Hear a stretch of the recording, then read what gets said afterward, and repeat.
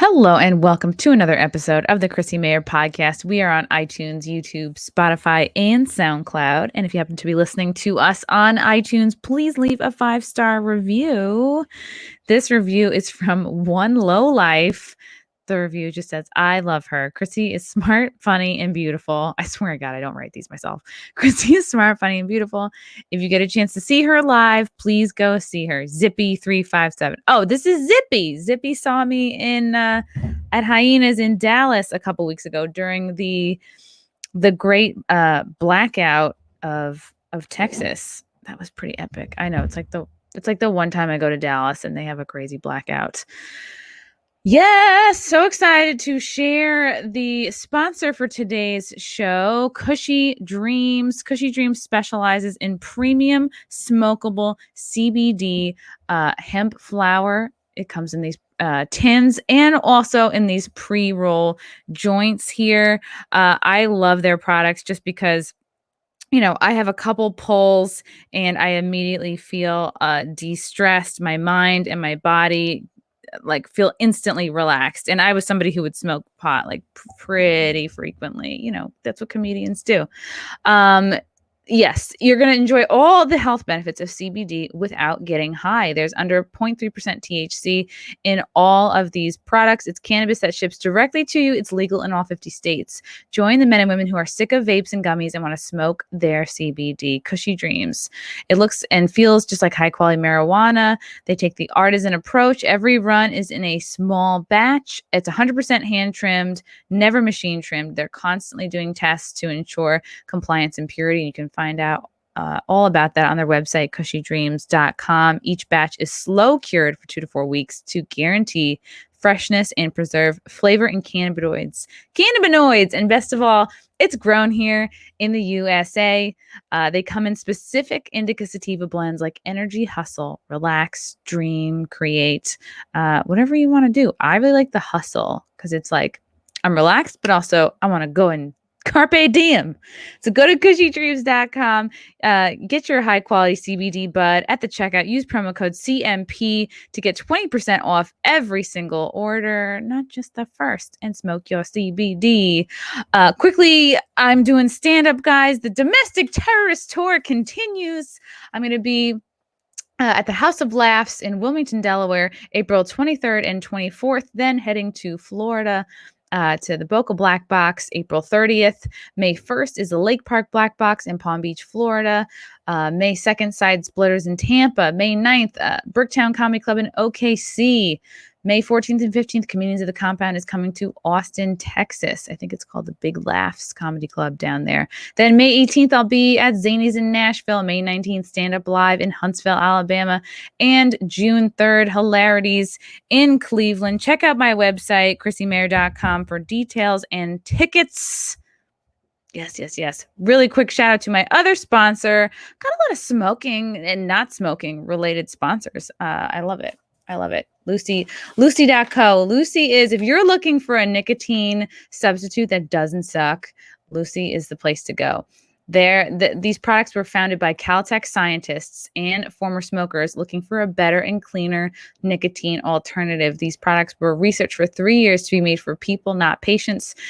Lucy has created a nicotine gum with 4 milligrams of nicotine that comes in 3 flavors: wintergreen, pomegranate, and cinnamon. Plus, they have a lozenge and a cherry ice flavor. Each and every flavor truly tastes great. I've tried them all. They don't taste like nicotine. It just tastes like delicious gum. These products are discreet. They can be enjoyed anywhere, on flights, at work, on the go, or even at the gym. It's 2021, guys. It's time to get rid of your cigarettes. Toss that dip, unplug your vape, and get you some Lucy nicotine gum or lozenges. This is the real deal. A subscription to Lucy comes directly to your door each and every month. It's so simple. You don't have to think about it. You don't have to leave your house. And for all my CMP listeners, go to lucy.co, use the promo code CMP. You're going to get 20% off all products, including gum and lozenges. Also, I have to give this disclaimer. This product contains nicotine derived from tobacco, and nicotine is an addictive chemical. You know what else is addictive? Savings. That's right. Go to Lucy.co. Use the promo code CMP. I'm so excited to have this gal here. She's pretty legendary. I know all of our guests are legendary in their own right, but she's truly, I would consider her like a legendary MILF. You know, when you think of all the great MILFs, her name is the one that comes up first. Retired adult film star, radio host, podcast host. She does it all, and we're going to talk about it all here today. Lisa Ann, how are you? I am great, and I will say something just brought me so much joy. You reading your tour schedule, it just gives me a feeling of normalcy, right? And I know how it felt to bounce, and you're already thinking like, how many things do I pack? How many times will I go home in between?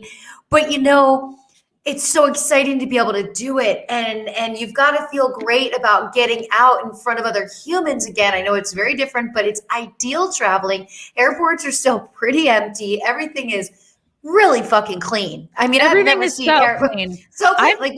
We had to go through this for y'all to clean the bathroom at LAX or at JFK. Yeah. Like, you really got to do this? So fine. So congratulations to you getting out. I mean, I'm thrilled to hear this because it shows me how close we are to really getting back to normalcy. Ooh, that's so great to hear. Yeah, I completely agree. I think New York City subway system has never been cleaner, and it's unfortunate that it took like a worldwide meltdown for people to like really clean, you know, perhaps the way they should have been cleaning. Yeah, to wash their hands. I mean, I'm back to not washing my hands again, but for a few months there, I was really washing them. But yeah, I think it's important to just, like, I'm the kind of person that I was like, you know what? Not everything is, quote, normal again, but I was like, fuck it. I'm going to make it as normal as I can in my own world and just plan this tour and like do it, you know? And so it's kind of like maybe I'm faking it till I make it. But you listen, you're going to do it. I faked it till I make it. Took a trip to Turkey late December because Turkey and Portugal borders had opened. And I had a gig in Turkey that we booked in like January and had to cancel it. In October, when that border opened, I'm like, we're making this happen. And everyone's like, should you go? I'm like, yes, I want to go to another country. If I get trapped, I get trapped. I just want to go. And for you, it's everything that you bring along by doing shows. The fact that you're inspiring other people to leave their homes and go out and have fun with each other. I mean, I walked around on Saturday in the city because it was beautiful out and everybody was out. And I would say, like, you just feel the energy. And I just looked at everyone's faces sitting at outdoor tables and just could see how happy everybody was just to be in the presence of their people. Yeah, it's broken through, like the bulk of winter is gone. It's like, yeah, now it's not so crazy to be like sitting outside eating again. Where for a time there, like in the real, like the middle of winter, there was still people like eating outside in New York City. But yeah, I love wherever you are. The background is like stunning. In the city. The eating outside thing in the winter was hilarious because I can remember just deciding, oh, it's cold, I should get a French onion soup. And you know how fast that got cold from sitting out in the cold? Like, and I was like, this is a dumb idea. Okay. And then it gets nice out. We probably get indoor dining. They're like, you can have some indoor dining. And guess what? It's going to be 72 next weekend. You know? Oh my gosh. Yeah. Yeah. I'm so glad things are fun. I mean, it was a long 2 weeks, but I guess we're finally getting there. A long 2 weeks? Yeah. You mean the panoramic? Yeah, the panoramic. Yeah. That's great. In 2021, me and some friends got together and said, listen, there's certain trigger words in our lives right now, like unpredicted times. Like, remember every car commercial, they all adapted immediately.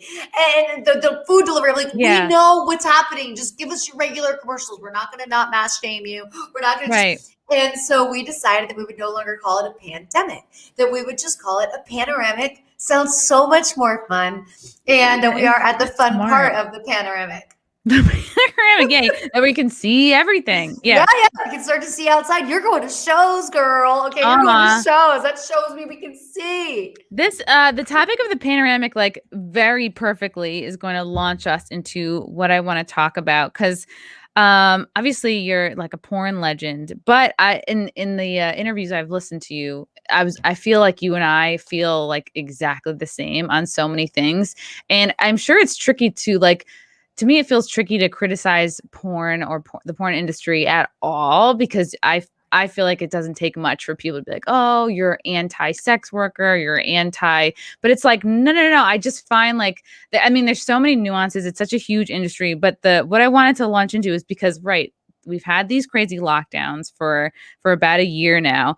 Plus and you've talked about in the past, like, that porn is not what it once was. Like, it, you also said in another interview, like, we need to go back to the 90s. And I was like saying to my boyfriend, I'm like, I say that about once a day, that the 90s were so much better for so many reasons. But the nature of porn has changed so much over the past few decades. And it's like, you have basically like, I feel like it's everything in the porn industry is made for it to be super addictive, and you add that with these younger kids, like younger boys. I mean, like, I'm sure 10 young years girls old, watch 10 porn years too. old on their phone. As soon as they get a phone, they find porn. Which is like wild, because my boyfriend's son is 10, and I'm thinking, like, I don't think he's looked at porn. But then again, like, my parents probably didn't know that I was blowing guys at 14. So it's like, should I have been? No, I didn't want to. It just happened. But you have these younger kids. They've been more or less kind of locked down for the last year. Plus, you have like the addictive nature of porn. Plus, you give kids phones. It's in their pockets. What kind of a scenario are we looking at here? Do you know what I mean? Like, you mentioned in a past interview that, like, which I didn't know what was going on, that they'll actually put like pop-up ads in video games, like just a window of boobs. Let me start with the evolution of Okay. what created such a substantial change to the quality of product and the type of product that the adult companies and the adult business was producing.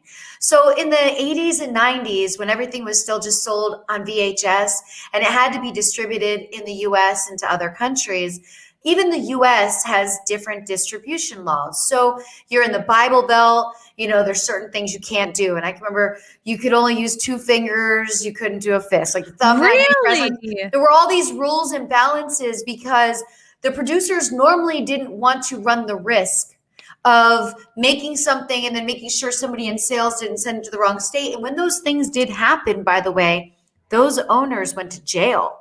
I mean, if you shipped something, adult content that wasn't, supposed to go somewhere, same with other countries, it's edited differently. They have even stricter rules, even different rules. And so what happened was we stumble upon the internet, and this becomes a free-for-all because of sites that are giving content away for free. And it's not that oh my gosh, I hate that you watch porn for free. Hey, it's all part of it.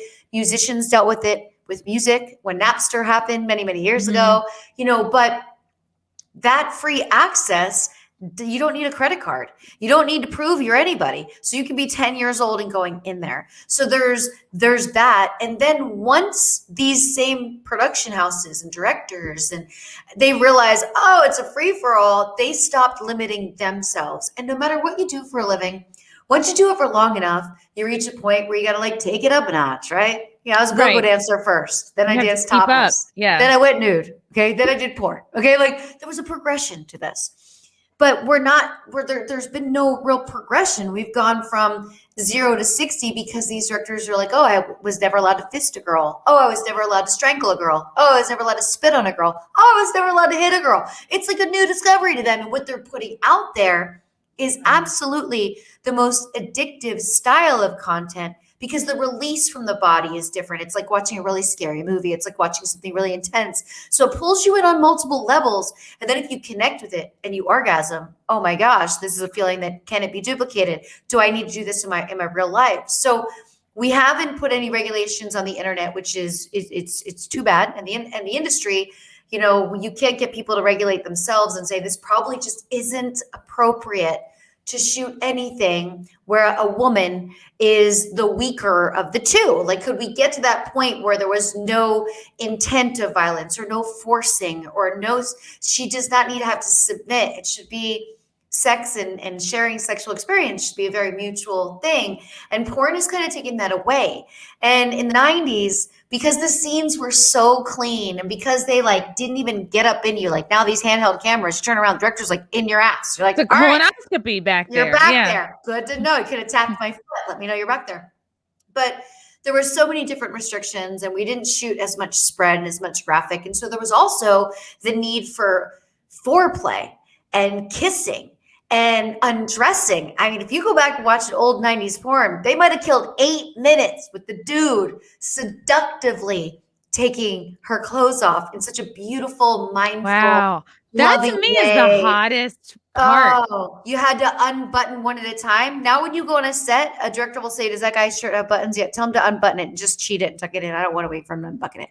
Those little tiny, minute steps ended up being big because now we're filling that 7, 8, 10 minutes with just this aggressive content because we still need 25 minutes of footage. So what we've done is we've taken the romance out of it a bit. And there are some companies out there, I will give a lot of credit to some companies who are producing, and they're mainly female-based companies who are shooting with female-based crews, and they're shooting really beautiful content. And there is that.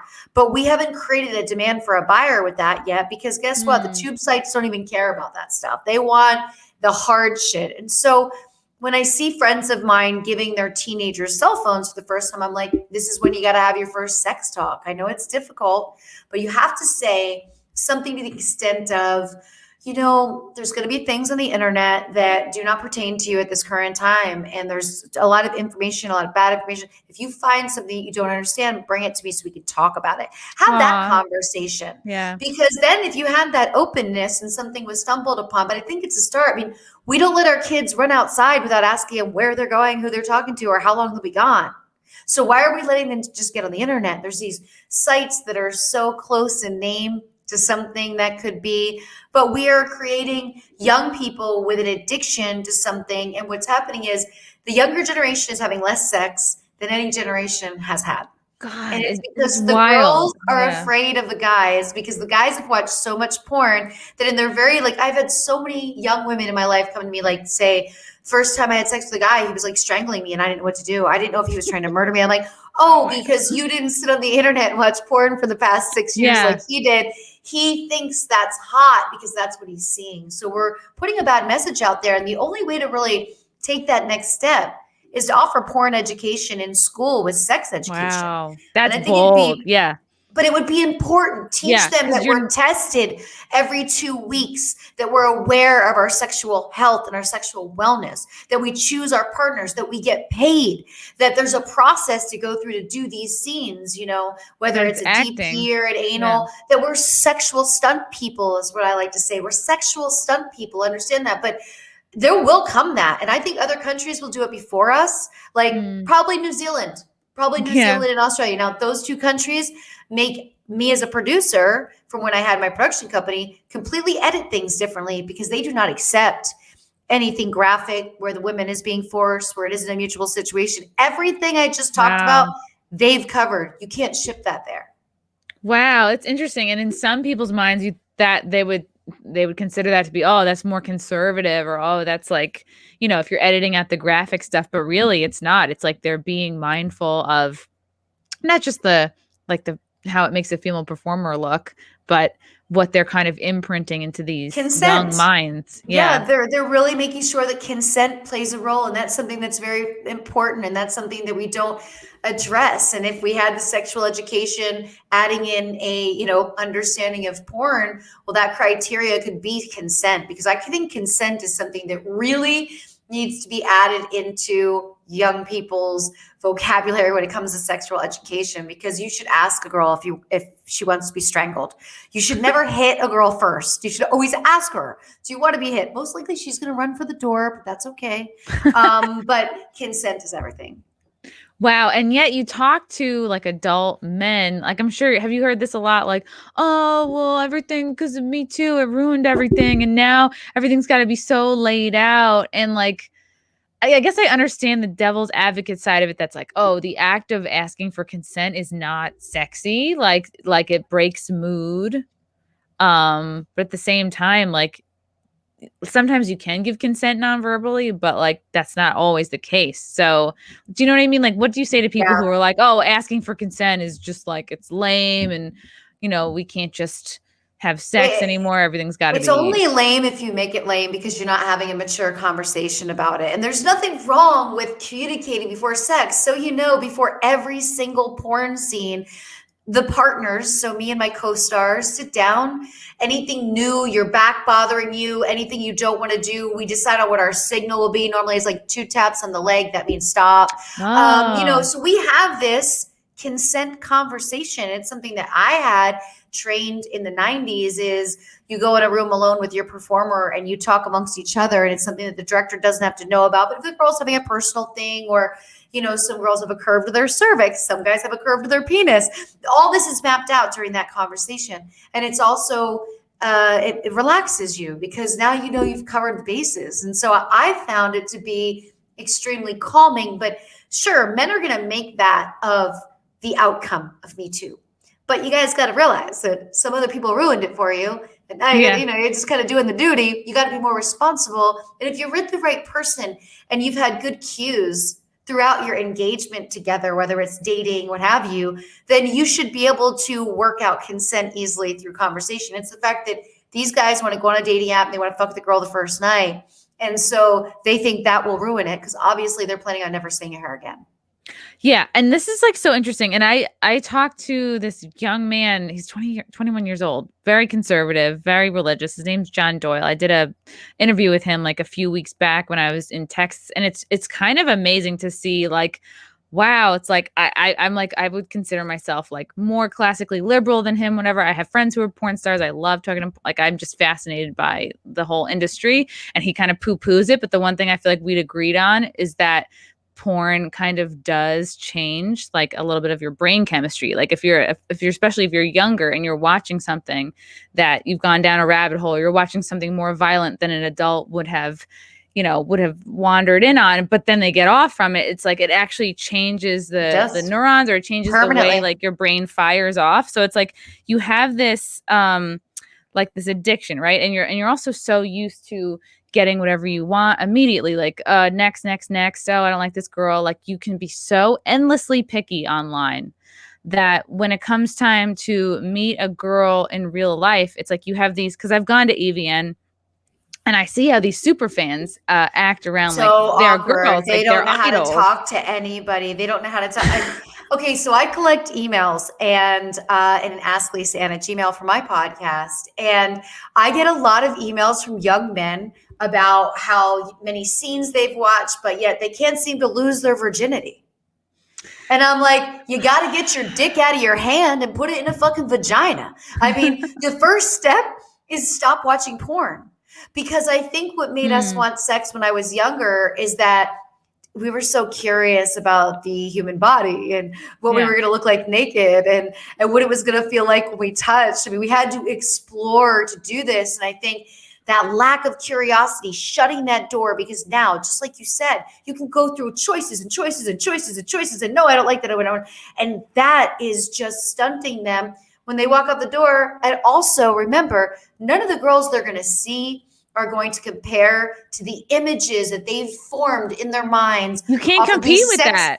No, not when we're in clear heels and a shit ton of makeup and it's lit a certain way and the camera guy's on the floor. They're using a fisheye lens to make your butt look bigger. There's all these different things in their mind. So I think they go out and see girls and they think, well, none of these girls pertain to me. I'm going to go home and masturbate.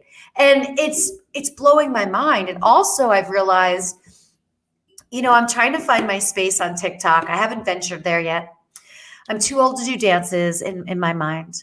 I'd like to bring something to the table. And so I'm forming these ideas by doing cameo calls and by doing Q&A things. And one of the biggest question I get is, does size matter? And what I've realized from that is and it's all 20 and younger. So to me, they're comparing themselves to the penises they've seen in movies. And I have to tell them, like, so no girl your age wants Rocco's penis. It's too big. You think she wants to be with Bandingo. It's a health hazard, But to them, they're in their head. They've changed their brain chemistry. They now have a different outlook of what this should be like. And so I'm putting the two and two together and realizing that the level of young men holding onto their virginity longer than any I've ever imagined would be possible is because they've built up their own insecurities about their own manhood. And I tell them, and a great one the other day, and I said, the size of your penis doesn't matter at all. What matters is how you engage and connect and vibe with a woman. And that sex is just a bonus. It's not the driving force. And if you really connect and you feel something, no matter how big or small you were, it's going to be amazing sex because you guys like each other. There's something to be said for like, you like each other. And so I realized when I'm looking at them and answering these questions that I've given them dead information. They're like, what do you mean? Become curious, read, watch some different documentaries. So when you meet somebody, you have a lot of different things to talk about. Watch House Hunters International. As lame as it sounds, you'll learn a little bit about different countries, different cities. Fucking bring something to the table. But I feel like they're really paralyzed by the excessive amount of porn, their slanted view on what a woman that should want to perform for them look like, and then the size of their own penis. Oh, and I think it plays into like a man's like biology, but I think in the worst way, right? Because porn allows you to be endlessly picky, and then you have these dating apps that allow you to be endlessly picky. And I hear it's the same. I hear that nobody sees each other twice. I mean, some people I've met people on apps. Yeah. But for the most part, the guys I talk to, how do you use the feature? I just meet a girl. You use the feature to meet a girl. I go, do you see her again? Normally not. And then when you get the girl, when you're in person with a girl, it's like, they're like, oh, I don't like this one thing she said. And they're almost like, how do they swipe to the next person? And it's like, I think we've caused like, I don't know. I hate to say it's an ADD when it comes to the attention span of it, but it's less work to just pick a new person and have that fresh bit of conversation than it is to actually be interesting. And I think that we're in a generation of men that maybe aren't quite as interesting because they've spent 6 fucking hours. These kids tell me spend 6 hours a day watching porn. They're not just watching porn. Because you think about it, 14, you can masturbate 4 to 6 times a day. Wow. And once they start doing it, they don't leave. And I remember my girlfriend one day said to me, my teenagers just started to take the longest showers. I'm like, your motherfucking teenager's watching porn. He's masturbating. Like, you need to understand that's what she's like. No, he's not. I'm like, yeah, he fucking is. Like, anytime there's a long shower involved. Yeah. Boys at that age don't care how clean they are at all. My brother never even wanted to shower. So I think that it's very destructive. And so it's taking away from them having outside interests. And also it's taking away from them making girlfriends that they're never going to have sex with, because girlfriends introduce you to other girls. And girlfriends teach you how to act, because your girlfriends will say, ew, don't say something like that, or ew, don't wear that shirt. And so by them not knowing how to even engage and start to buddy up with some girls, man, they're blocked out. They're blindsided. And I will say 75% of the questions I get are, when it comes to the male topic, is, does size matter? Am I big enough? Will I ever lose my virginity? Oh, that's so sad. Because like any girl, even like, in or out of porn, will be like, yeah, you can remember a couple big ones and a couple like small ones, but most dudes are like in the middle, and it doesn't matter. It's who it's attached to. It's really the point. So this may be my space that I find on TikTok, trying to make young men feel good about their penises. Yeah, you can call it Dick Talk. It's all TikTok. Also, that's actually pretty funny. Dick Talk on TikTok. I mean, somebody probably has it. That's actually really good. You're clever. But also talking about consent and maybe gathering, young women and saying, hey, how's the best way to bring it up? How do you want to do? Like, I used to always joke around on set, and there were guys that I would know from their other scenes what style of sex they had. So, of course, before they worked with me, I wanted to remind them. And I would always say, so, I'm a willing participant. There's no need to strangle me or hold me down. Don't hit me. I'm a germaphobe, so no spit. That's good. But so I think that could be a good space. But it's really crazy what porn has done. So I think you asked earlier, what's going to be like when these young people get out? Sadly, I think this bothered me for young people and the elderly more than anyone this pandemic, because they didn't get to interact with others, and young people need to interact with others. You and I, we can stay focused, we can stay busy, we can get shit done. But we can read. Yeah, I can read. Yeah. Oh my God, I read so much. I took all the master classes. Like, I was doing shit, But you're 13 to 20. You're senior in high school. These are tough ages, and I think that they're a lot more of an antisocial generation than we were, because I didn't grow up with a phone. We would have never been out with our friends. I didn't want a phone. I got a phone my junior year of college, and I was like, ugh, only because I had internships in the city, and my mom didn't want me to die, like without her knowing. So text Like, me if you're getting attacked. Let me know where you are. Yeah, I'll be there in 10 hours to pick you up. Yeah, text me if you're about to die, so I can know. But I just didn't want. I didn't want to be. I didn't want people to get in touch with me. You're on a leash once you have a phone. Everyone feels like, oh, she'll respond to me right now. It's like, no, I won't. But social, I can remember walking out at Dunkin' Donuts before I lived in California, and I used to scold all the teenagers. There was a high school down the street, and they'd all be sitting at these tables, and they'd all be like taking up all the tables and just on each other's phone, but not talk to her. Then I used to walk out and say, you can do that at home on your own, kids. And I sound like this old lady. Wow. It's like they're just not getting in the reps, like the social reps, like the just learning how to relate. And exactly what you said, like just having, if you're a guy, not every girl you meet, you have to try and fuck. It's like, it is helpful to actually have friends that are girls. Yeah. Just like for girls, it's great to have some guy friends that you're never getting around, that are just your friends, like a brother to you, a good friend. But who always want to fuck you. Like, I feel like every guy friend I've made that I'm just like straight up not interested in, like would never have sex with. It's like, I just feel like in the back of my mind, like if I wanted to, they would be like, okay, like so if I had say that, because I had a guy friend tell me this years ago. He's like, just so you know, no guy hangs out with a girl ever without the thought that he'd have sex with her. I'm like, that's not true. It's not true. He's like, I'm a guy, I'm telling you it's true. But he was also an ass. So I don't think in all situations, some people do come into your life and know. Right, like if they're married. Yeah. I think for me, I was even at a better advantage because I have so many men in my life that knew the last thing they wanted to do try to have sex with me, because that's what everybody tries to do. So they made an effort to be more genuine with me, and they've really helped build my faith on, good guys out there. That's true. That's really good. What you've mentioned, I like that you said in the past you would not shoot any incestual scenes. No, like, and I know that's been a huge trend the last couple of years, is like this faux incest stuff. It's pushing so many beautiful women out of the business and making them not want to shoot anymore. I just interviewed Brett Rossi for my podcast, and before we interview, whenever I have one of the girls on, I like to do a pre-call so we can like really talk about what's really going on in your life right now and get some good stuff going, and also get our bullshit out of the way. And she's like, I'm just going to shoot for my own OnlyFans. I'm sick of showing up on set. And the next thing you know, you find out it's, some incestual thing. And I'm just not morally, it's like in my moral compass. Like I say, listen, we're subjected to public shame enough, and pretty much for the rest of our lives. At any time somebody disapproves of us, they feel no problem telling us. Why do we also have to compromise our actual values? I mean, this is something we chose to do, but that should not be legal. And it's the internet that's made that legal. We never could shoot that in the 90s. Oh my God, nobody even think of it. Yeah, it would like disgust people. They'd be like, no way. What other damaging trends do you see sort of like coming down the pike?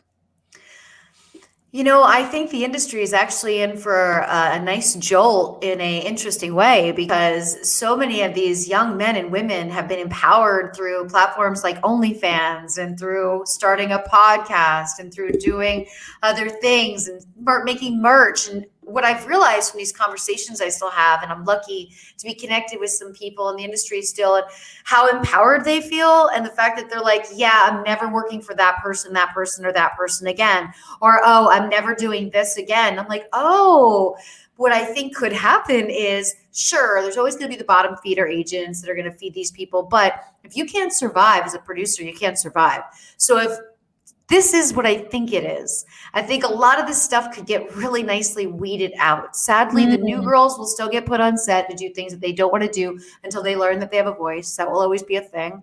But the power is back in the performer's hands, and the talent is just like, fuck this person, fuck this person. So, there are people that would switch stuff on you on set, or try and say, no, we discussed this, and, we know we didn't discuss that. Those people will not survive in this climate, because these people have already... The talent is making more money than they were making before, and they're able to work in their own safe environment and be around who they want to. And so I think it's a great time for the industry to clean itself up. I think this is a great time for women in the industry to decide, I am never going to be subjected to doing something I don't want to do. And when companies ask them and over, and they say, I'll work for you if we put it in writing that it's not incestual. I'm not a stepmom, because I actually am a stepmom. Some women would tell me, like, I am a stepmom. This is awkward for me. I take my stepson to school. Like, this is not cool. Yeah. This affects me directly, So I think the voice is going to be stronger in this return. And I think, it's really going to take the government and the education system to understand what's truly going on, and parents to start to forewarn their children, put more blockers, and parents just troll on the internet on a phone and see what you stumble on so that you can kind of prepare yourself for what your young person might stumble on. And if there are parents listening that go, oh, well, my son is 9, my daughter's 9 or 8. I mean, like, I'm sure there's people who think like they're too young, like that bringing it up might put the idea in their head. I know that like some parents think that way, but I have a feeling like these kids are onto it younger than we think they are. And you don't even have to have an incredibly awkward conversation, but you have to let them know what the internet is for on their phone, how they're supposed to be using it. You have to check what they've looked at. You can easily do a rundown of what they saw all day. And if you see something, then you go and have the conversation. I just think maybe it's that parents need to babysit the phone itself a little bit more. There's now apps where a parent can see everything their kid's looking at on their phone at all times, which is, hey, if you want to be on top, you want to make sure your daughter is having an exchange with somebody that might not be, that might be creepy. Sure.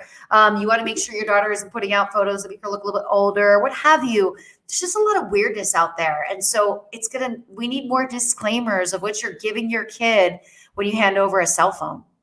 It also could be such a blessing. Like as a parent, you're like, wow, I get to see like what my kid's really interested in.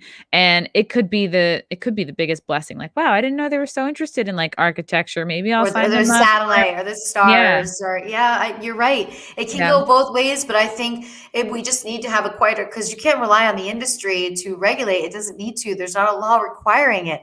It is allowed to run the way that it's running right now. You have to regulate at home.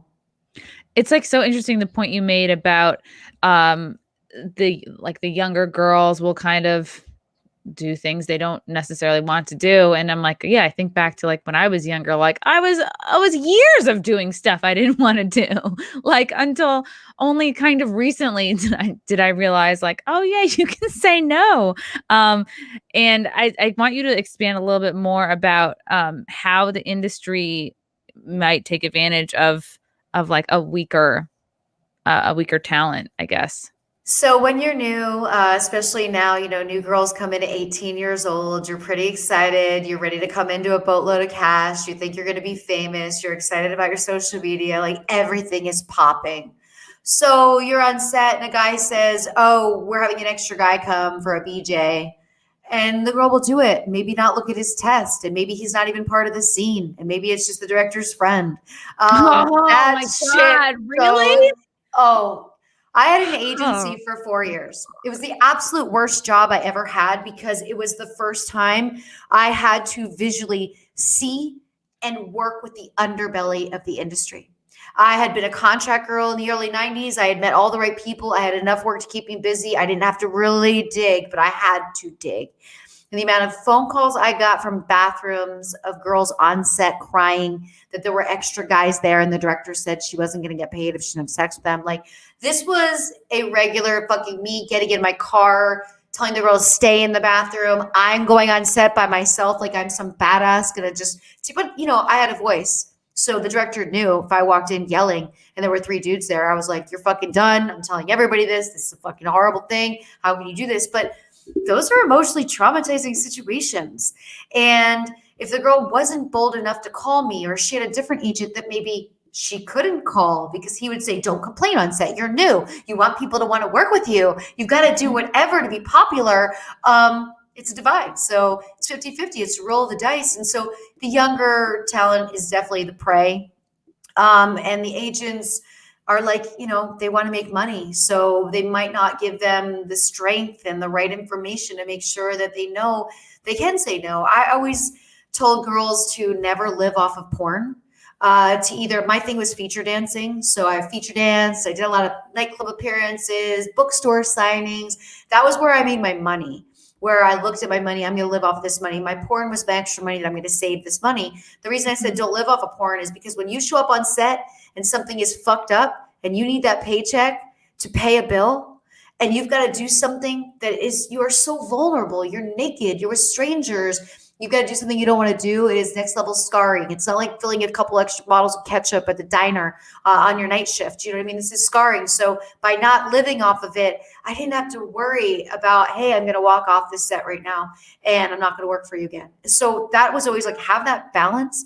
And now the talent has that balance with OnlyFans on such a remarkable level. It's also taught so many of the women how creative they are and how great they are at setting up all these different photo set areas in their own one little house, you know, with different props, different photos, and how they're all doing these things. And it's given them this, just like they find some joy in it. They're creating, they're doing their own thing. It's going to take a bit. Some of my girlfriends are like, you're going to have to pry me out of this fucking house to go shoot for somebody else. And I'm like, really? Yeah.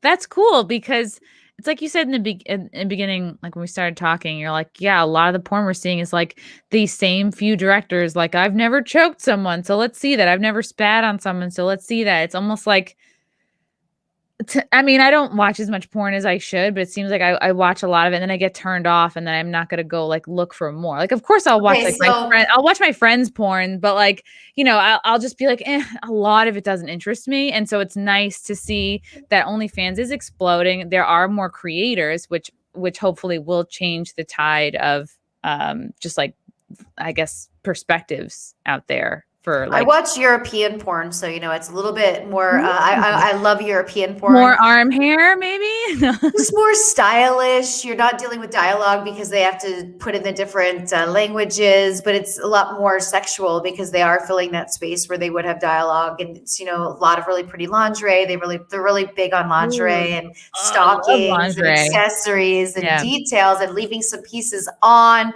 during the scene. Like, these are the things that I love. So that's why I watch it. But you know, when I got in the business in the 90s, coming on the face was an extra pay, and a contract girl only had to do it one time in her contract. You got paid more for it, because even when they were selling it to you, they were like, we know that the girls don't want to do this, but it's starting to become popular. And I can remember sitting in the office kind of lining out my contract and thinking like, you know, did I picture that I'd be talking to some stranger about how many times somebody's going to come on my face, and then it would be extra money, and now it's like, it's not extra money. They're coming on your face every single time. So imagine me kind of watching that whole thing, right? And then you're on set. You're like, when are we going to do this? Come on the face and just get it over with, so I don't have to do it again, right? Because I only got to do it once in a year. And that's how we all talked about it as contract girls. It was just a different, how we viewed sex was different. Normally the guy was making out with you right after he came, so he didn't want that on your face, right? So the whole scene was handled so differently, that the guy would have never had to jump out and then get on top of you. That's aggressive. The guy barely moved. He came on your stomach, maybe your butt. He was still holding you and caressing you. It was so different. Because like, it's just, do you think there's more girls doing porn now, or it's like there's just, everything is so much more accessible, or all of it together has sort of like lessened maybe I don't want to say lessened the standards, but made right, like like a cum shot on your face less of like a precious, you know, special once in a while occasion. Do you know what I mean? Like, I think a lot of things changed for that, because again, distribution, you couldn't always sell a movie with a cum shot on the face in every state in the US. So they didn't want to limit being able to sell a movie with their contract girl in it. Then it just became like standard operating procedure. So nobody thought anything of it. And we just lost the fact that we used to get extra money for it. You know, there's more girls in the business than ever. And there's more girls that come through the business that don't stay than ever. There's a burnout period. There's also a period where you either stick, you know, you can stay around, or you don't. Whether that first 90 days was good to you or not, because after 90 days, things really slowed down dramatically for a little bit of time. And so really, yeah, because everyone wants to shoot the new girl. So the agent can book the new girl for 3 months, 20 times a month. So she's doing 20 scenes a month, because that's the pitch. The agent tells the new girl, do you want to make 20 grand a month? And she says, yes. And he says, great, we'll book you 20 scenes at $1,000 a scene. Done. Doesn't talk to her about taxes or anything, but I digress. Right. But so what'll happen is, a lot of those production companies, they want to edit that product and get it out, which to get a DVD on the street, if you were rushing it, takes 90 days, but normally it's 4 or 5 months, right? Get that out there and see if this girl pulls any numbers. Is she worth shooting again? Did she sell? So there becomes this lull. And what you'll see is during that crunch of after the 90 days, I will say it's, you know, common that the 18-year-old comes in and not only spends all of the money that she made the first 90 days, but she starts getting some payments, right? She's got like a Mercedes that she's leasing that she shouldn't be. Like right away this happens because the agents kind of entice them because that's how they can keep them desperate. You know, right, if the girl if is you up your expenses right away. Yeah, you got to work. You got to work. I mean, you got to work. You'll start doing scenes you didn't want to do. You'll start. So what'll happen is in that crunch time after the 90 days, the girl will either hit panic and move back home and never come back. She'll coast through it, or the most likely situation is she'll start to agree to do scenes that she didn't want to do 90 days before. Those scenes would be like gangbangs, anal, DP, because she's just not ready. She's never done those things in her real life. But at that point, you now are looking at the bills that you have and the income you thought you were going to be making. And then in 4 months, they're doing everything. So it does really prey on that. And there's a lack in communication with agents. Like I would tell my new girls, like it's better to do less scenes in the first 90 days and really build relationships with good companies so that you can continue to go back and taking care of yourself, making sure your look is consistent by eating right and keeping your nails fresh. It's harder to do that, believe it or not, if you're working 5 days a week. Because you're exhausted, your body's sore, your body gets beat up. So it's easier to have like a Wednesday off every week to make sure that's your like take care of me day, get more lingerie, do my thing, get a massage. That sounds great. I'm not even in porn. I would love to have that. I always took care of my body like it was in my money-making machine. I knew that I had to pause once a week and do everything. And I felt fine about spending the money because I knew I was investing in the product that I was selling. I want to keep my skin nice and my hair nice. And all of those things take time. You can't be rushing through it. So it's an interesting and for the younger girls, it's an interesting transition because the agents don't really spend time saying, hey, why don't you put the first 10 grand you make aside? Who's going to do that? She's 18. She's living in LA for the first time. She's on Melrose. She's buying clothes. Your dad should be telling you that, but your dad might not even know you're doing porn. That's a huge problem. The financial wellness conversations don't normally happen between parents and children because there's not a comfort with them even wanting to talk about how you made this money. So now we know, and also remember something very similar to a lot of athletes. Many of us come from not a lot of money. So you automatically start making more money than anybody in your family knows how to tell you to manage or deal with it. It's a different conversation. You have to be able to trust people that are smarter than you and hopefully build a team of people that you can educate yourself and you can start to figure out how to save and invest your money. That is so interesting, right? Because there's no even... I can't believe it. I mean, that doesn't happen in comedy either, but there's nobody who talks to you about taxes and there's nobody who tells you like slow your roll. Like don't upgrade everything in your life. Like you didn't need the extra Gucci handbag. Okay. You're 18. You're good. Okay. You don't need any Gucci handbags. Yeah. It's just like, I remember like being so obsessed. Like I had to have, like, I just remember, and it's always like when I didn't have as much money. Like I still feel like I have no money, but like it's weird. When I was actually broker is when you want like more expensive shit, and then when you make more money, it's weird. It's like you actually want to save more because you start to hoard that shit. Yeah. You start to really think, do I need this on Amazon? You start to actually return things instead of like that you aren't going to use. Whereas before you just like, maybe I'll wear it one day. I'll just throw it in my closet. It wasn't that expensive. I'm fucking returning it, even if it's $18. Okay, just because I can, because it's free. So I'm going to do it, but. It's so true. And I think the less you have, the more you want. And then once the balance strikes, you're like, you know what? I mean, I decided in 2017 that I was going to work towards truly a minimalistic life. So adopting minimalism at that time meant I was going to get rid of 75% of my life. And that was everything from clothes to sports memorabilia to my house to my car.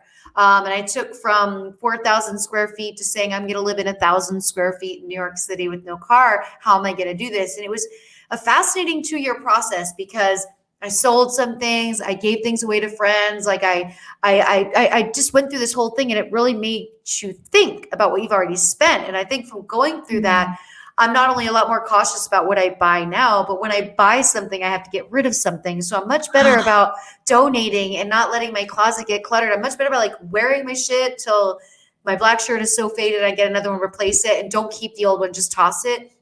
I struggle with that so much. And I think it's from growing up with a poor mentality. Yes. Like, you have to keep everything We you have. hoarded everything. That coat, you got to keep that coat. Somebody might need that coat. No, you don't have to fucking keep that coat. You go to Macy's next year where the coupon's gonna be $60 to rebuy that coat. You know what I mean? Like, think about it. But that changed, and doing it slowly over that period of time really helped me change my mindset and my understanding of why we buy stuff, how stuff owns us, and how much easier. Like, when you're on the road all the time, you can only have as much as you can carry.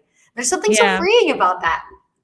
It is nice. And I kind of sometimes I like to go somewhere and I kind of underpack because then I can like buy something like, oh, I set remember this shirt. like need. Like, oh yeah, this is my special shirt from Texas. I'm so curious, what made you want to go minimalistic? Like Marie Kondo? That was life-changing for me. I learned how to, she taught me how to fold. Yeah. Okay. Did you watch The Minimalist before you met Marie Kondo? Did you remember The Minimalist? Okay. No. So you should check them out. They're on Netflix. They also books, blog, podcasts. They're wonderful humans. I finally got the opportunity to not only be a guest on their podcast, but also have them as a guest on mine.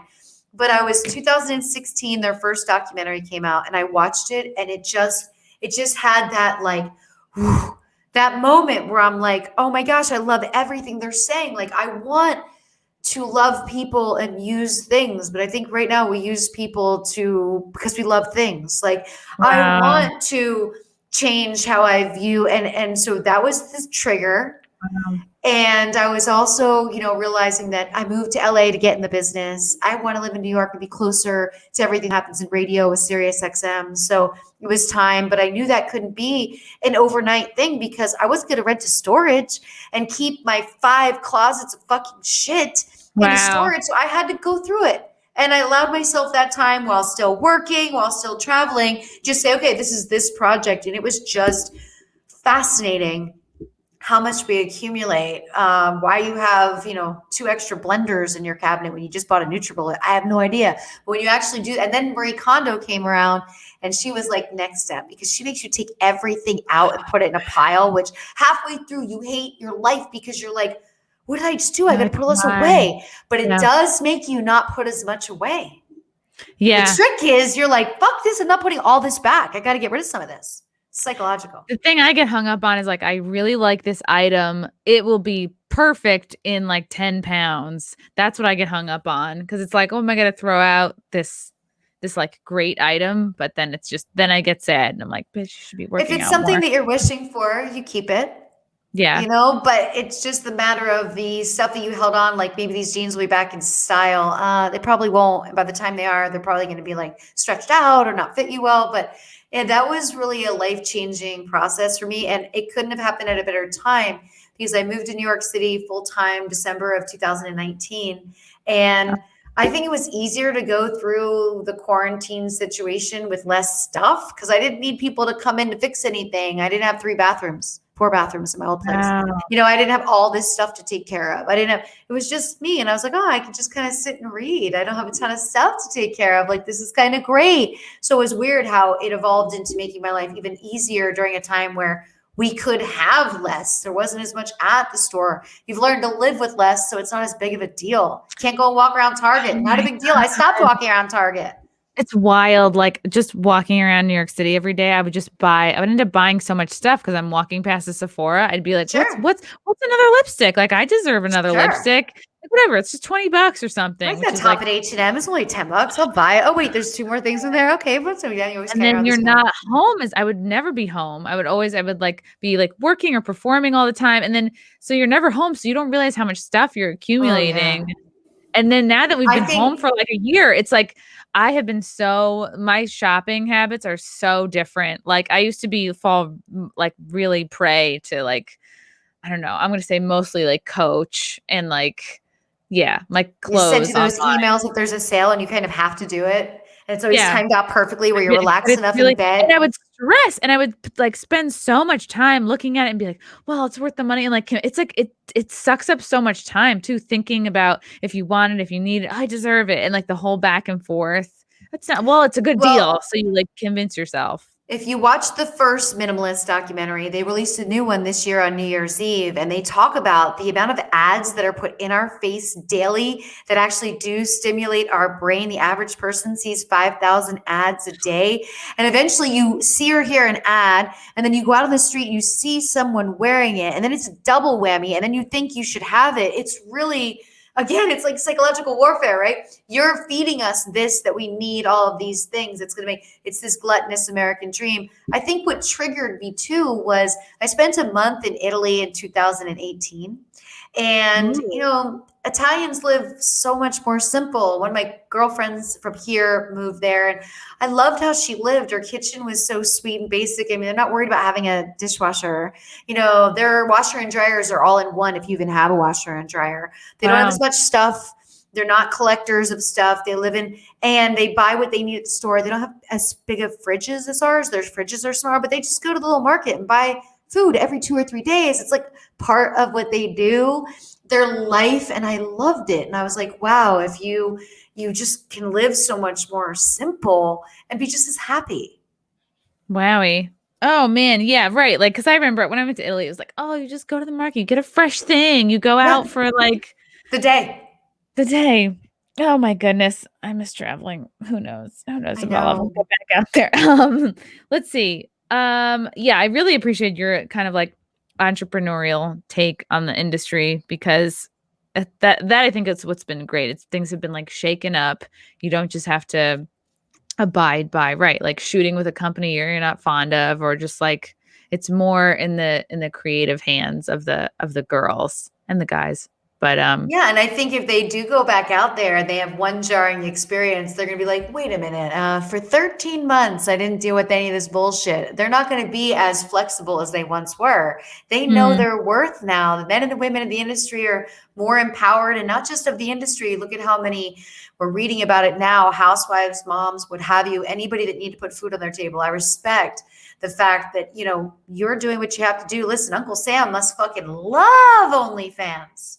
All this new money made for taxes for Uncle Sam. I mean, come on. True. But yeah, it's definitely put the power back, and it's going to change what people are willing to do on set.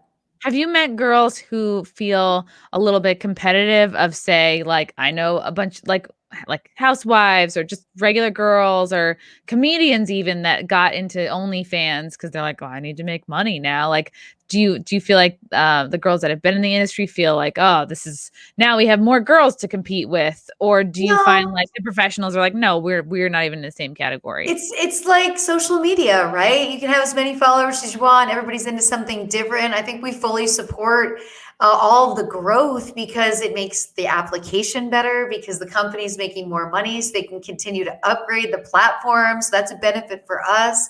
What the girls in the industry offer that's different is they have their fan base that possibly they've met them on the road at feature bookings. They have a connection. Think about all the people you've met at your comedy shows that you feel different when you talk to them on social media because you know them, you met them, you had a photo with them at a show. They were great. They were smiling at you. They were sending you warmth. So the connection is just very different. And I think one of the things about the women in the industry is they're very able to be self-providers. They don't really need to look around and say, what could be hurting my business model, because their business model is working just fine. You start to really look around and get competitive and jealous when your needs aren't being met. And for them, it's like they're doing so well that that's not the case. It's like, yeah, if you're good at pizza, focus at pizza. Don't be like the Chinese place that's like, I'm also going to do pizza and tacos. Maybe this is a terrible metaphor. Or yeah, maybe and then we'll have chicken wings as well. Yeah. Then we'll have chicken wings. Yeah, I know exactly. You see something weird, you're like, and when I go into a place like that, to be real with you, it makes me want none of their food. Right. It's like you're not good at any of these things. No, it's not like you're a fucking amazing deli in New York is good at everything. They've got good lox. True. They've got good bagels. They've got good sandwiches. They do everything good. And those black and white cookies. Okay. Now you're hungry? No. It is dinner time. I miss the black and white cookies the most. That's my shit right there. What are your feelings? Because I know you've spoken in the past on like porn has sort of lost their moral compass. And I think that ties in a little bit with like the recent sort of like Pornhub drama going on. Do you think? Well, I think in that unique situation, when you have a user profile, when you have a platform where you allowed users to upload content. If you remember, I brought it up earlier, Napster. That was people uploading fucking music and having no rights to it.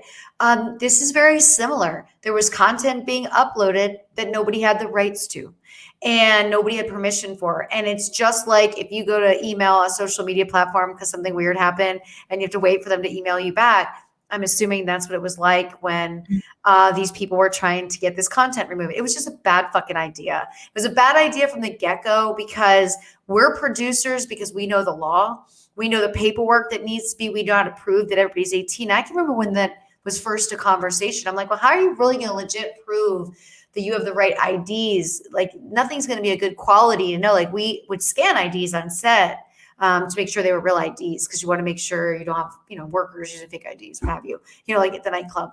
Like, how are you going to do this? They're like, oh, it's going to be great. It's going to be like, the couple next door. I'm like, yeah. And it's also going to be like, not the couple next door. It's going to be like kids and young girls and like revenge porn and all of these. So we can't clump Pornhub in with porn because they've never created content. They've never been a producer. They've never been us. They've been who they are because they steal content from all of us and put it up on a free platform, which allows minors to access it. If you really look at where this all has gone awry, I would say Pornhub may be the tipping point that allowed that vehicle of access. And then other tube sites started because they realized they could push traffic. So, and they're two completely different entities because Pornhub's in Canada and we're all in the US, but we can't be clumped in with them. But at the same time, hey, I'm really glad that, this is now changed and that's not how the platform is being utilized. And sure, there'll probably be some glitches, but it was kind of interesting because, the first couple of days, the men in America this was crisis mode because, they're tweeting, oh my God, my favorite scene, it's gone.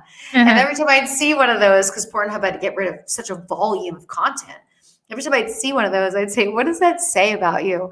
Because that scene wasn't supposed to be there. Okay, what does that say about you? You're the perv that's the peeping Tom that doesn't want to know this is legit. Like there's that lack of legitimacy that makes somebody really feel like the voyeur in them comes out. They're really watching. But porn is done this way for a reason because it has to be legitimate, because it has to be documented properly, and we have to have IDs. So that was, it's good that these things have been hashed out during this downtime before the world got busy again.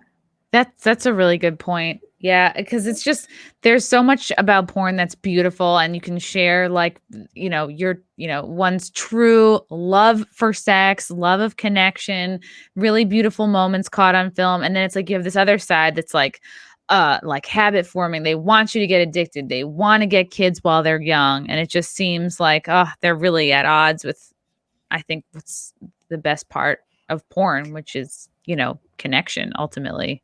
And it would be great if young people were having sexual experiences before they were actually accessing content. So that would make their visual of it totally different too.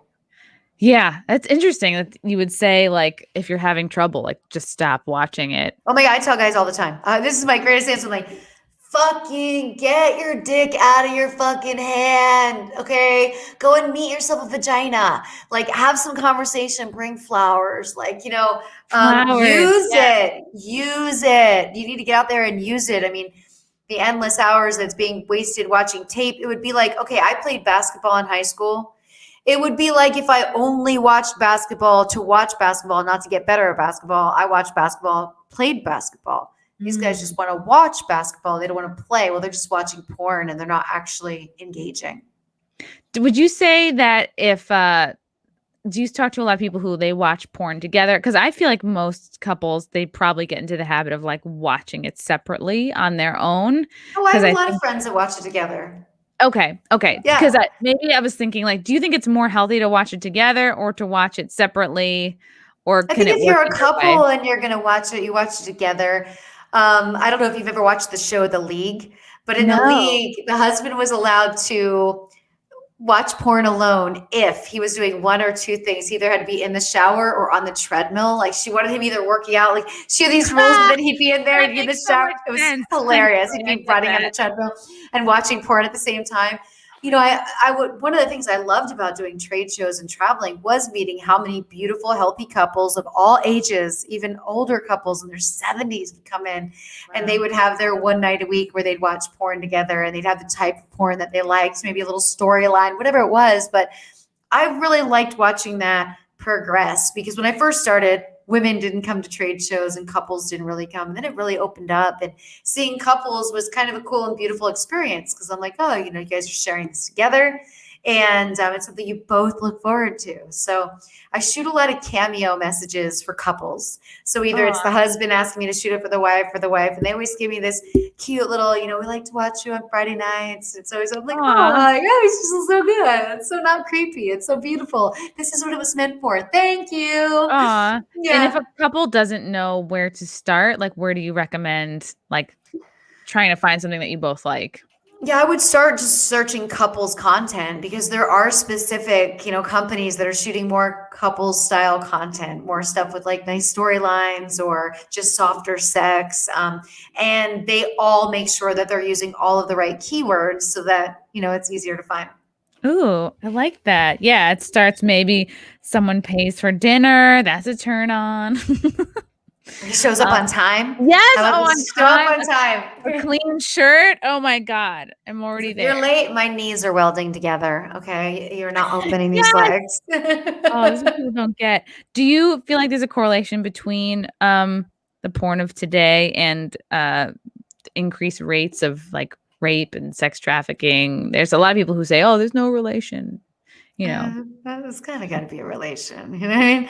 I for sure think there's a relation. I also think we have to accept the fact that with social media, we're getting more news than we ever got. We're getting news from small towns. We're getting news from all over the US. So we're seeing a larger volume and we're identifying with it, right? Maybe they didn't talk about it. Also, a lot of victims used to keep these things private. So we didn't get that type of information. Statistically, it's hard for us to really know what the numbers are, but I do believe the lack of guys getting girls successfully could make them violent and aggressive.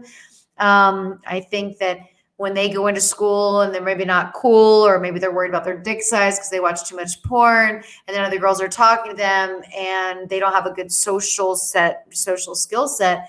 Yeah, I think that could relate to bad things. But what we're seeing is really just the younger we let kids have phones, the more access. And it really does, again, really go back to the parents that are buying the phone, that are giving over that type of information and not having conversations. And also, if you're a parent of a son, it's really important to talk about consent. If you're a parent of a daughter, it's really important to talk about consent. So I think if the kids are watching porn at 10 and they're having sex at 12 and you're not having the conversation till 15, guess what? We're going to see something in the news that isn't great, and it's going to be attached to you because you didn't handle your end of the responsibility. Yeah, you're letting can't blame everything on porn. Right, that's true. And can't blame everything on porn. If you don't know what your kid is doing for 6 hours a day and he's feverishly masturbating, then you're fucked. Okay, I'm sorry. There's a lot more stock in the laundry. Yeah. So again, and it's funny. I get a lot of companies reaching out to me. They always want to do documentaries on the business. So when they first start talking to you, it's always nice. And then you realize that they just want to rip it upside down and talk about and demonize it and really make it seem like it's the biggest crisis in America. I'm like, okay, it's a crisis, but I don't watch violent movies. Right. And violent movies I have every streaming service I could watch them. I choose not to because I don't like the way they make me feel. So I make that executive decision. The fact that other people aren't, and they're oversaturating their brain. It would be like if you watch soap operas 6 hours a day, 5 days a week. Eventually you might be a little bit tilted. You know what I'm saying? You might not be right. Yeah. You could watch anything that excessively without the education, without communication with your parents at a young age that could take you to a place. I mean, look, young women are exposed to the Kardashians. And I'm not saying this in a negative way, and I'm not shaming anyone, but the image that they have and the beauty that they have and the money that they have and the things that they have is a very unrealistic expectation. And there were young girls that watched their show every day, followed everything they did on social media. I mean, I bet you there's young girls that could spend 6 hours a day going down that rabbit hole because there's so much more. There's Snapchat, there's TikTok, there's this, and they're obsessed in their own way. So what we're putting out there in the world is, it can be pretty destructive. But we all have to have a responsibility. Like, when the internet first happened, I remember telling all of my friends when their parents started to get on, and during this break, like, make sure your grandparents that are just getting onto Facebook don't take calls from the IRS, or don't try and save a Saudi prince, or because you don't know if they've been educated on what comes next after you open the internet. Like, oh, I'm getting all these weird invites and emails. Do I respond to them? It's a link. It's telling me to reset my password. Do I do it? No, you don't. But they don't know that. Again, it's what we expose ourselves to, what the background education we have behind what we're exposing ourselves to. And if you're handing a young person a cell phone, you have a great responsibility to protect them and guide them on that cell phone. Wow, that's so great. Yeah, it's ultimately like it's a reflection of who you are as a person. You can't blame porn. It's like, just like you can't blame any vice. Like you can't blame cars for the amount of car debt. Tobacco You can't blame industry, booze. alcohol, nobody, we can't. We are responsible for our own demise, right? But I understand the negative things that come out of it. And I do wish that the content wasn't so aggressive. And I do wish that it wasn't as easily accessed, because that's where we have the little situation. We need a stopgap there. And that stopgap there would be whoever's paying that cell bill is kind of responsible to make sure that imagine if you didn't check your kids for like a month. And then you finally go and check on your teenage son. You find out like he clocks 28 hours a week on Pornhub. Like, go into actually, like, at that point, what do you do? What do you do? How do you undo that? Rehab? Yeah. How do you undo? There are sex addicts and for adult content rehab centers. Germany's been very progressive with it for minors, so that they can help readjust them into society and help them interact with women professionally in a work setting and in a personal setting. So Germany is very advanced on that education. Good for Germany. Yeah, Lisa, I could totally see you doing something on TikTok. Like my friend Wendy Starling has a TikTok profile. She's called The Helpful Hoe, and she has tips for like being sugar baby and like sugar dating and all that stuff. But I could definitely see, like, check her out. I think that might give you some inspiration, because I could totally see you, So let me giving ask out you, tips, what is like, your on take TikTok. on being a sugar baby? Like, would I do it? No, not you. No. I'm asking, how do you feel about young women today doing it? Because you know where that comes from? Where? Those are the young women that watch the Kardashians, that want all the my purses and want God. all the Yeah. clothes. What are you talking about? I think, That's like, exactly where that comes from. Because it's a look, they have to hang Band-Aid. out. They have to hang out with a dude that is older than their dad, that they don't want him touching them. And, some of them don't engage, but some of them do. But at what point does a young woman, just because she's hot, actually earn the right to be entitled to a salary to socialize? Now, also, flip side, what will that do to her dating future when she gets out and about and she's meeting men her age who aren't as wealthy? Does she just discard them as if they're useless because they don't bring anything to the table? Of course she does. And eventually she ends up potentially marrying one of these guys because it's easier than working. She can have everything she wants to have. So think about the dynamic porn conversation we just had coming full circle. When the sugar babies thing first really started to become normal conversation, it kind of bummed me out, because it's just an easy way out when you start taking money, fast money young. I learned that stripping. I learned how intoxicating the money is, how hard it is to get away from the money, how many questions you ask yourself. I mean, why am I doing this when I could just do this and make this much money? And so those are all, you're sacrificing your soul, and you don't realize it because you're in this just obsession with things and looking a certain way and getting plastic surgery and having fake hair. And so that, and then also a lot of those guys are married. And so they're taking money that might be either from their child's inheritance, from their wife's money, whatever. And they're like legally, financially responsible to pay some little sugar baby's bills. Like, this is all bad karma, man. And I just feel like bad. Band-Aid. Like, yes, you might get a lot of good money quick, but is that going to help you find your soulmate? No. And it's like, if you stay in it long enough, like, this is the same kind of dude that will like just leave you for a younger chick. Like, you're just a prostitute. You've just prostituted yourself. You prostituted yourself as a human, whether you had sex or not, because you sold your time.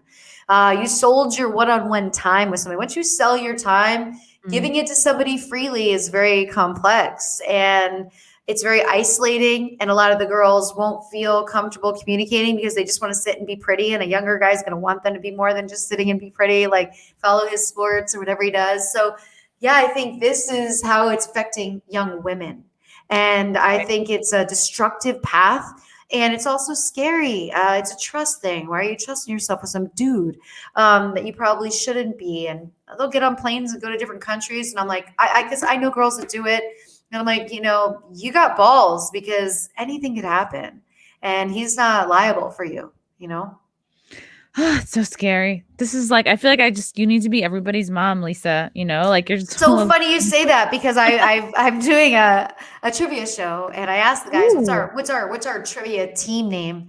And they're like, oh, we're the Mama's Boys. So I was like, I guess I'm the mom because I'm the only girl in the group or the Mama's Boy. So I'm like, I run this shit now. I'm the Mama's Boy. But yeah, that's where I think I fall in well, maybe with TikTok. Maybe the MILF thing has some power in a different sense. Maybe I serve up a different style of MILF. It just, opening the eyes to have conversation about, like, I'd love to just interview a bunch of young girls and say, well, why are you doing this? How bad do you need the money? Is it going to really make a difference in your life? How do you feel after you've spent time with somebody? Do you miss your friends? Are you doing normal things that normal people your age are doing? What are you compromising just to like beat this fast cash and hang out with this creeper? All of that. Totally. You're so right about everything. Lisa, thank you so much for coming on. Where can people find you, follow you, check out your work? We'll go through a couple of things. Podcasts first. That's the Lisa Ann Experience. You can get it anywhere you listen to your podcast. Comes out every Wednesdays. I do 2 shows on Fantasy Sports Radio where I get to parlay. But it's very funny because fantasy sports and sports betting, I've gotten to keep so many of my fans that I met as Lisa Ann at events or trade shows or on the road. And now we're like challenging each other in sports betting. I work with Bovada and I do all these great promotions. So I'm now picking a game a day, and it's a game that I'm going to watch and I'll be engaged with you. It's so fun. And I've been able to keep these people together, which has been great because I met some really nice people. I met people that were just curious about people that never were creepy with me. They were just amazing. So you can hear me 2 nights a week on Fantasy Sports Radio, and then you can catch me everywhere else at The Real Lisa Ann on Twitter, Instagram, and Facebook. Awesome. Lisa, thank you so much. This was an awesome conversation. I feel like I could easily talk to you for like 6 more hours, but thank you. We will conclude. Thank you so much. I'll talk to you again soon.